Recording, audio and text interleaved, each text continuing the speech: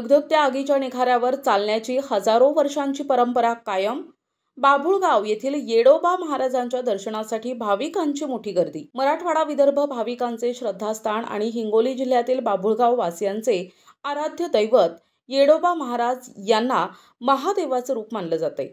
बाभुळगावाच्या मधोमध उंच टेकडीवर येडोबा महाराजांचं फार प्राचीन जुनं मंदिर आहे आणि याच मंदिरात हजारो वर्षांपूर्वी अद्भुत चमत्कार झाला असल्याचं येथील गावकरी तसेच पंचक्रोशीतील भाविक सांगतात की बाभुळगाव येथील येडोबा महाराज मंदिरात जमिनीतून 5 नागांच्या मूर्ती प्रकट झाल्या होत्या.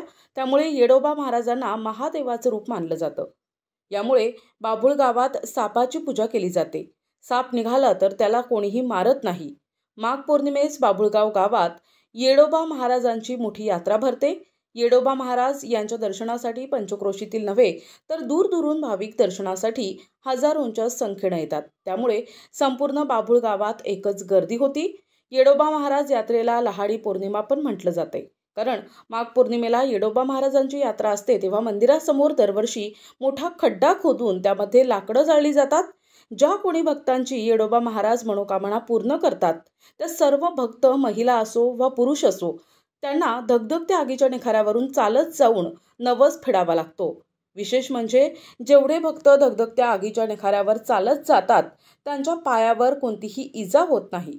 येडोबा महाराजांची यात्रा म्हणजे येथील लेकींसाठी दिवाळीपेक्षा मोठा सण मानला जातो. गावातील लेकीबाळी आपल्या माहेरी येतात तर गावातील प्रत्येक घरी पुरणपोळीचा स्वयंपाक केला जातो. येडोबा महाराजांच्या यात्रेनिमित्त माघ पौर्णिमेच्या दिवशी विविध धार्मिक पूजा केली जाते. त्यानंतर भाविक लहाडीतून चालत जाऊन येडोबा महाराजांचं दर्शन घेण्यासाठी एकच गर्दी करतात. गर्दी पाहता येडोबा महाराज मंदिर संस्थान तसेच पोलिसांचा ठिकठिकाणी चोख बंदोबस्त असतो. यात्रेनिमित्त गावात विविध धार्मिक कार्यक्रमांसह कबड्डी, कुस्त्यांची दंगल असते. यावर्षी सुमारे 2 ते 3 लाखांहून अधिक भक्त दर्शनासाठी आले असल्याचं बोललं जातंय. NTV news Marathi, Hingoli.